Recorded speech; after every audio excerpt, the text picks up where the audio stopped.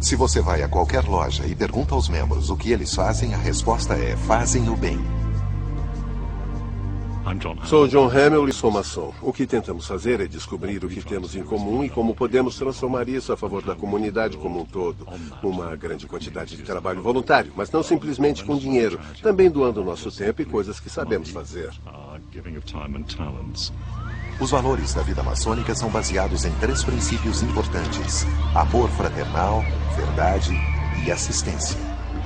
Assistência à caridade, nós acreditamos que temos que ajudar todos aqueles que precisam de nós. Todo maçom se compromete a ajudar qualquer pessoa que peça auxílio. Eu sou Janet Wintermuth e sou maçom. Milhões de dólares são doados todos os dias por membros da maçonaria caridade. E eu me refiro a muitos milhões. Os maçons nem sempre foram tão públicos. Houve tempo em que foram forçados a praticar escondidos os seus costumes.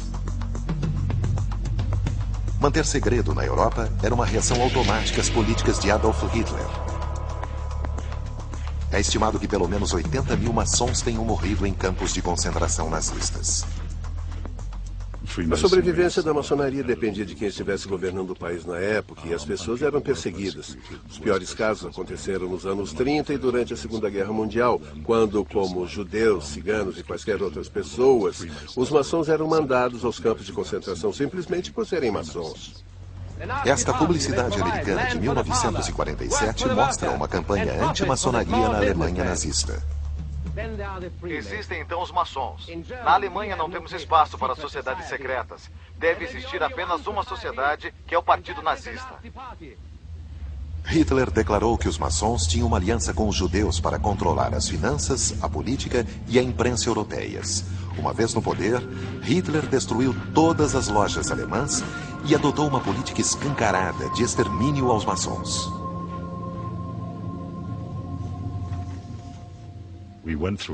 Passamos por um período que começou logo após a Segunda Guerra Mundial, em que quase saímos da sociedade. Ficamos muito visados nas comunidades locais. A guerra começou e todos ficaram muito reservados. Ironicamente, foi a regra do sigilo a coisa que Hitler mais desprezava que o salvou. Foi o sigilo que sempre permitiu a sobrevivência da maçonaria. Mas o segredo e o fato de não ser uma ordem aberta permitiu que pessoas difamassem e criassem conspirações para gerar o medo do desconhecido que foi projetado na maçonaria. Isso permitiu que a sociedade continuasse com tal perseguição, muitas das vezes sem justificativa. A prática de não confirmar ou negar está prejudicando a maçonaria, porque então presume-se que seja culpada. Nós não informamos o público, nos desligamos da mídia e permitimos o crescimento de uma mitologia sobre a maçonaria ser uma rede secreta. Um problema para a maçonaria é que, como é uma sociedade secreta, é evidente que se buscam pistas em relação à real natureza desta sociedade. A inclinação para o sigilo falhou quando eles foram acusados de envolvimento com a morte que mais chamou a atenção no século XX. A de Roberto Calvi, o banqueiro de Deus. Os tabloides tiveram muito trabalho quando perceberam que Calvi tinha sido membro de uma seita secreta com ligações aparentes com a extinta loja maçônica conhecida como P2. A P2, ou Propaganda 2, como era conhecida, foi originada na Itália em 1885.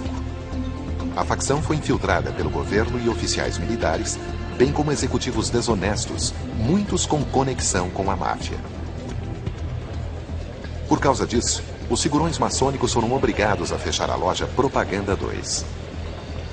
Em 1976, seu líder, o financista Lúcio Gelli, foi expulso da maçonaria. Ele retomou a loja em segredo, a renomeou P2 e a manteve funcionando sem o consentimento da loja principal, o Grande Oriente. Calvi era um membro de boa reputação da loja P2, mas não há indício de que era um maçom. Ele era simplesmente um membro da P2 clandestina. Quando Gelli recrutou Roberto Calvi um ano depois, em 1977, a P2 era apenas um clube privado para alguns bem conceituados associados. Mundialmente, a maçonaria é informalmente governada pela Grande Loja da Inglaterra, mas existem grupos dissidentes como a P2 que agem independentemente e não são reconhecidos pela Grande Loja. Com pelo menos 5 milhões de membros em todo o mundo e um impressionante número de lojas independentes, nem todos seguem as mesmas regras. Lojas maçônicas em todo o mundo estão tentando conseguir mais membros. Aqui na loja de Washington, maçons em potencial assistiram a uma palestra ministrada por Akran Elias. Maçonaria não é algo em que a pessoa entra. Ninguém entra na maçonaria. A pessoa se torna maçom. Ela é aceita.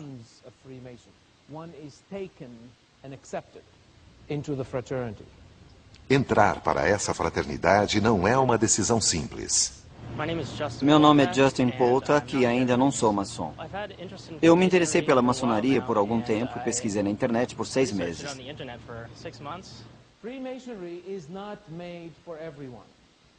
Maçonaria não foi feita para todos. É elitista? Não. É seletiva? Com certeza. Por que é seletiva? Porque temos um certo critério que a pessoa deve atingir para ser iniciada na sociedade. Até onde sabemos, um ateu não é bem-vindo à nossa loja. Precisamos que a pessoa acredite. Faça votos de crer na divindade. Não perguntamos qual a religião, mas acreditar na divindade é uma exigência para ser iniciado na maçonaria.